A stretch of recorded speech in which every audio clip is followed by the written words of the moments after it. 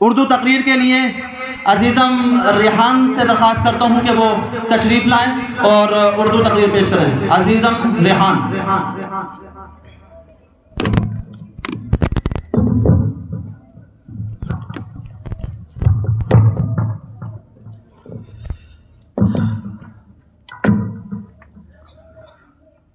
السلام علیکم ورحمۃ اللہ وبرکاتہ.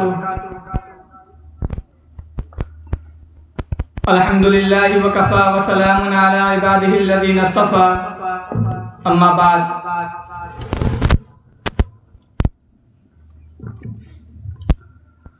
محترم اساتذہ کرام، مہمانان اعظام اور میرے عزیز ساتھیوں،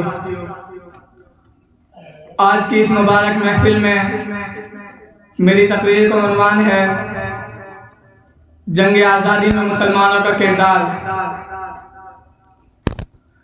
سرفروشی کی تمنا اب ہمارے دل میں ہے، سرفروشی کی تمنا اب ہمارے دل میں ہے، دیکھنا ہے زور کتنا بازوئے قاتل میں ہے. حضرات گرامی، زندگی گزارنے اور جان دینے اور جان کو قربان کرنے کے جو اعلیٰ نمونے مسلمانوں کی تاریخ میں ملتے ہیں وہ دوسری قوموں کی تاریخوں میں نہیں ملتے. بہتر زندگی اور بہتر موت مسلمان کا اس لحاظ سے طرہ امتیاز اور شعار ہے کہ وہ فاتح عالم بھی ہے اور معلم عالم بھی، وہ تہذیب و تمدن کا مؤسس اور بانی بھی ہے، اور حریت فکر، بحث و تحقیق اور عدل و مساوات اور انسانی قدروں کو فروغ دینے والا بھی. وہ انسان کی غلامی کو سب سے بڑی لعنت سمجھتا ہے، اس لیے مسلمان انسان کی غلامی کا سب سے بڑا دشمن اور اس کے مقابلے میں سب سے زیادہ پیش نظر آتا ہے.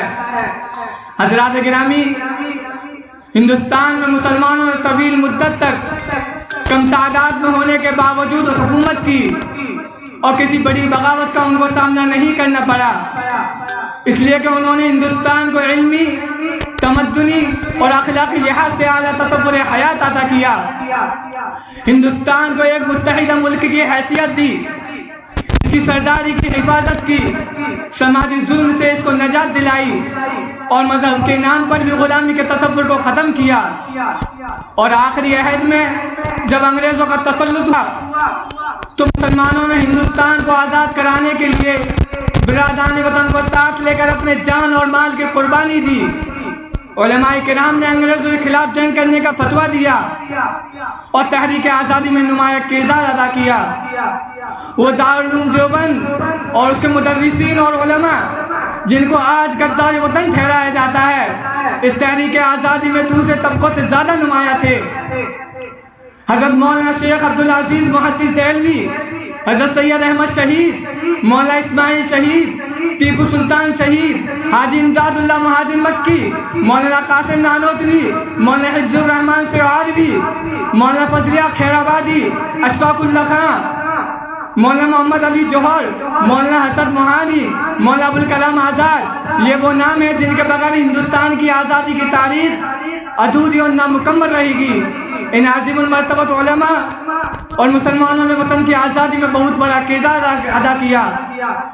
اور ٹیپو سلطان کا وہ لافانی جملہ آج بھی دلوں پر نقش کا لحجر ہے، جس کو کہہ کر ٹیپو سلطان نے آزادی کا سور پھونک دیا تھا کہ شیر کی ایک دن کی زندگی گیدڑ کی 100 سال کی عمر سے بہتر ہے. اور حضرت سید احمد شہید اور مولانا اسماعیل شہید کی شہادت اور بالا کوٹ کی سرزمین اس بات پر شاہد عدل ہے کہ اس ہندوستان کو مسلمانوں نے اپنے خون سے سینچا ہے. مولانا محمد علی جوہر کا برطانیہ کی سرزمین پر وطن کی آزادی کے لیے ببانگ دعا اعلان کرنا اور اشفاق اللہ خان کا تختہ دار کو چوم لینا شہادت دے رہا ہے کہ ہندوستان کو مسلمانوں نے ہی آزاد کرایا ہے.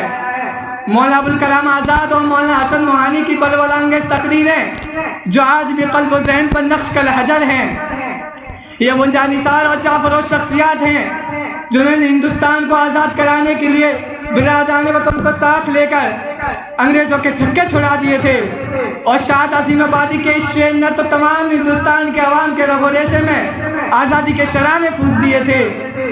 سرفروشی کی تمنا اب ہمارے دل میں ہے، سرفروشی کی تمنا اب ہمارے دل میں ہے، دیکھنا ہے زور کتنا باز ہوئے قاتل میں ہے، مگر ہائے افسوس جس وطن کے لیے ہم نے اپنے جان اور مال کی قربانی دی اور اپنا گھر بار سب کچھ لٹا دیا اور تحریک آزادی میں اپنے تن من دھن کی بازی لگا دی، آج اسی ملک کے رہنے والے باز برادران وطن اور مسلمانوں کے دشمن مسلمانوں پر غداری کا الزام لگاتے ہوئے نہیں تھک رہے ہیں۔ سچ کہا ہے کسی شاعر نے، جب وطن کو لہو کی ضرورت پڑی، جب وطن کو لہو کی ضرورت پڑی، سب سے پہلے ہماری ہی گردن کٹی۔ اب ہم ہی سے یہ کہتے ہیں اہل وطن، اب ہم ہی سے یہ کہتے ہیں اہل وطن، یہ وطن ہے ہمارا تمہارا نہیں۔ حضرات گرامی، اسلاف کے ان کارناموں کو آپ کے سامنے بیان کرنے کا مقصد یہ ہے کہ آپ ان کو ہمیشہ یاد رکھیں، کیونکہ آپ کی توانائی کو چشمہ ہے۔ میں چاہتا ہوں مسلمان نوجوان اپنے اسلاف کے ان کارناموں کے امین اور وارث بن جائیں اور زندگی کی نئی راہوں پر پورے خلوص و اعتماد کے ساتھ گامزن ہو جائیں، تبھی وہ اس ملک میں عزت کی زندگی گزارنے کے حقدار ہو سکتے ہیں۔ بس انہی پاکیزہ جذبات کے ساتھ میں تمام ہندوستانی عوام کو خواب غفلت سے بیدار کر کے میں اس شعر کے ساتھ اپنی تقریر کو ختم کرتا ہوں۔ نہ سمجھو گے تو مٹ جاؤ گے ہندوستان والوں، نہ سمجھو گے تو مٹ جاؤ گے ہندوستان والوں، تمہاری داستان تک بھی نہ ہوگی داستانوں میں۔ وطن کی فکر کر نادان مصیبت آنے والی ہے، وطن کی فکر کر نادان مصیبت آنے والی ہے، تیری بربادیوں کے مشورے ہیں آسمانوں میں، وما علینا الا البلاغ۔